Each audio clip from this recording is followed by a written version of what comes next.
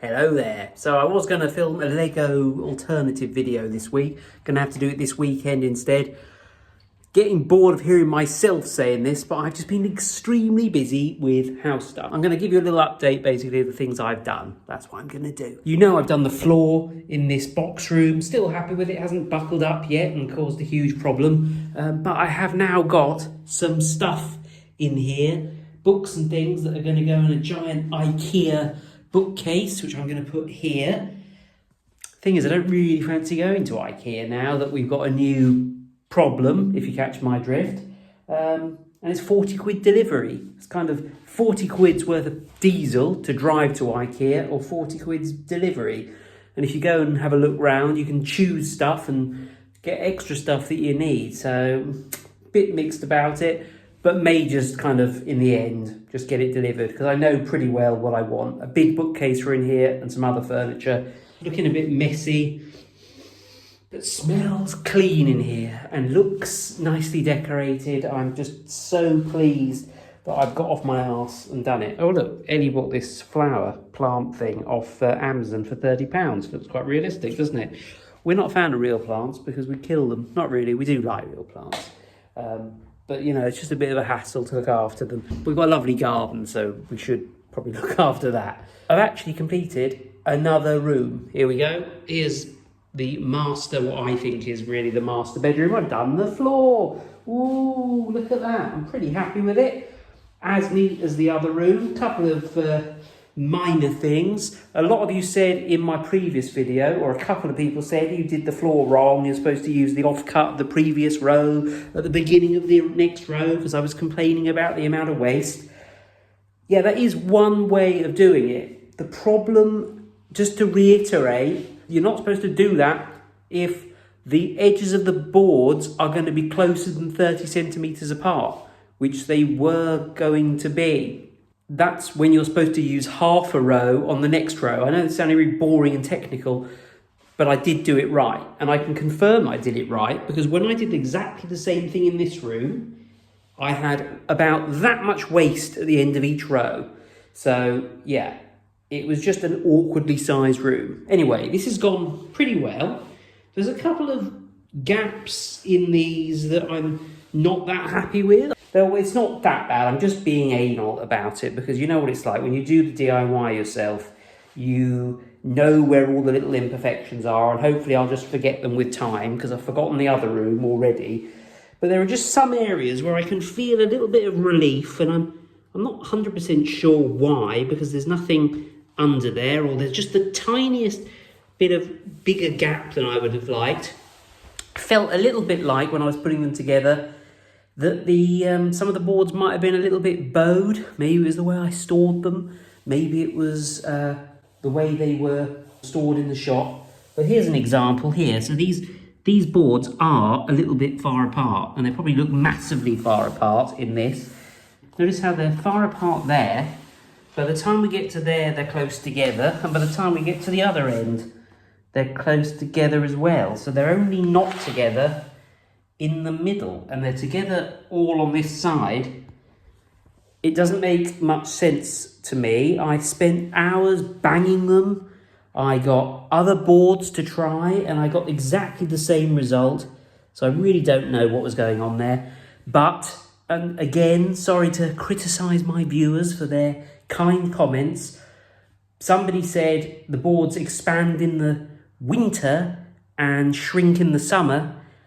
You might be right, but I think you're wrong. I can't find that anywhere on the internet.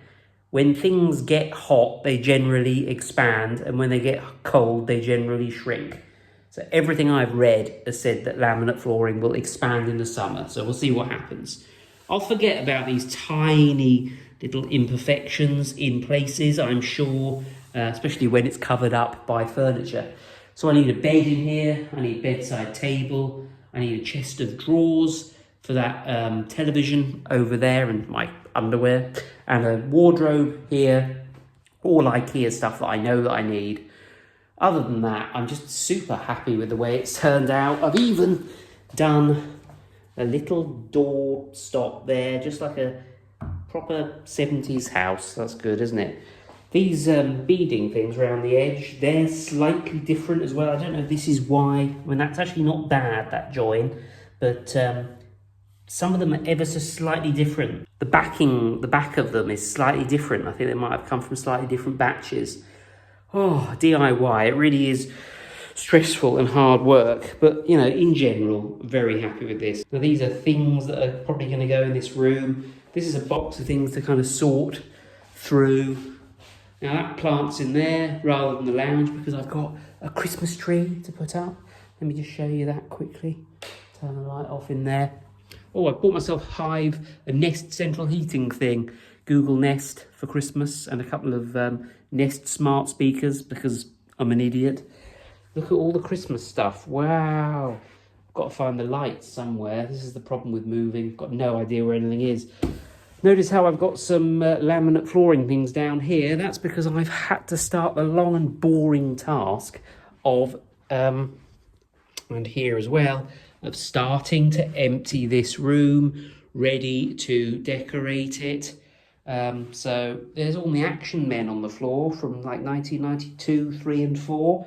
I'm kind of sorting them into their boxes so that I can then pack them away. Oh, look, here's a picture of me when I was studying for my PhD. Look how happy and full of promise I was. Now look at me. Yeah.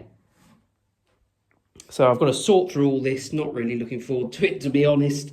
But as soon as all that's kind of boxed up, I can start. I've been scraping these cracks in the wall. I need to fill them and sand them. I need to repair the mess they've made up there. I need to use my anti-mold remover because they've never ventilated the windows in this room while they've been sleeping in here. So I need to sort that out. Crack here. Colours. This is the colour. I don't know if you can see. Remember we tried all these damn colours. Eventually we've settled for this one, which is called Blush Pink. So it's a kind of slightly grey mauve colour. Is mauve the right word? So purpley, isn't it? Now I look at this wall, I can see where they've haphazardly installed cabling up there for that plug socket. That's absolutely appalling. There's probably not a lot I'm going to do about that because it took me ages to kind of sand that down. It's probably got lining paper all over it, hasn't it? We bought some new what they called, you know, cupboard handly things. I'll think of the word as soon as I stop filming. We bought some new ones of these from TK Maxx, so I've got to remove all the old ones and put those on there. I'm hoping, maybe this is a little bit optimistic, but I'm kind of hopeful I can get this room nearly done by Christmas. I've got to go on a work trip to Manchester next week, so that's going to kind of put a bit of a dampener on the progress. But hopefully, you know, get the painting done. My mum always paints the gloss because she's good like that. And then put the flooring down. And then that's all 3 bedrooms done. I mean, look, you can see, you get like a little sneak peek, don't you? And you can see into that bedroom over there and see that it's done and clean. Oh, it's just so nice. I can't wait till the whole place is like that. Might kill me in the process. Although, I have to say, I got much less tired doing that room and much less achy. When I did that small bedroom, when I went back to my parents' place to go to bed, I could barely walk up the stairs on my hands and knees. I think I've got a bit of stamina now. Have I done anything in here? You've seen, oh, we bought a fire. We bought an electric stove to put there. It looked really good. It was the right size. Covered that awful hole, which I've yet to sort out, although we have bricked up the outside. Bought a stove, put it there, looked great. These cheap stoves, you can only have the flame effect on when you've got the heater on. But we didn't want the heater on the whole time. So that had to go back and, you know, we kind of waited until the Black Friday sales, which are a bloody waste of time, let's be honest. I actually know this, I've seen this now in 2 cases, and maybe you've seen the same thing, but in my old place, when I was buying carpet, they used to have this offer on the carpet that I was buying. It was a good price, but I thought I'll wait till Black Friday to see what offer comes up. And then when the Black Friday weekend came, you can guess what happened. I went into the store and the price of the carpet had actually gone up. And then I asked them about a Black Friday sale and they made some stupid comment like they don't have a Black Friday sale because technically they call it something else there. But funnily enough, their prices only changed for the duration of the Black Friday weekend. Isn't that funny? And then as soon as the Black Friday weekend had ended, the price of the carpet went down again, back to where it was before. Just a complete con. But yeah, the Black Friday deals are really not that good deals, really, are they? I've got all the beading down there. I've got these, which has turned out to be a bit of a waste of money, really. I don't know how I'm going to do this. So these are Wilko gutter lights. I thought, oh yes, it's really dark round the corner around there when I take the bins out. Literally can't see a thing.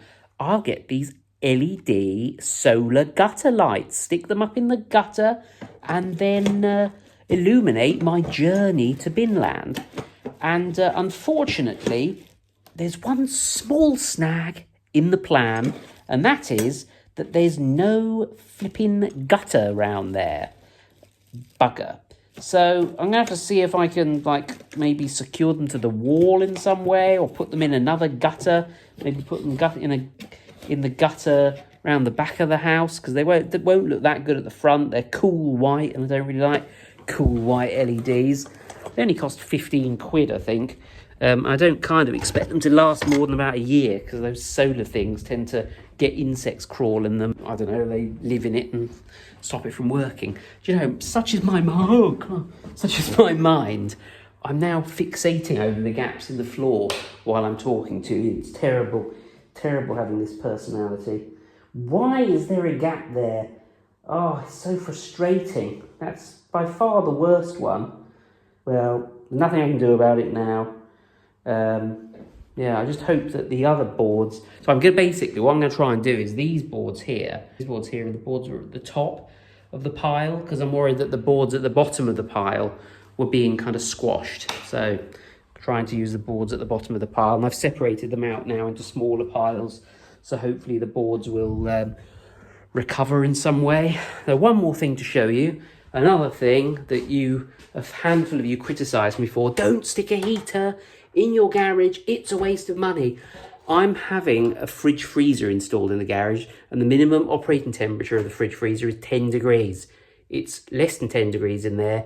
I've tried insulating it, as you will see. It didn't do enough, so I'm going to have to put a heater in there. In fact, I have put a heater in there. Let me show you. It's warming up a little bit. It's kind of working, but then I have to put it at the maximum temperature.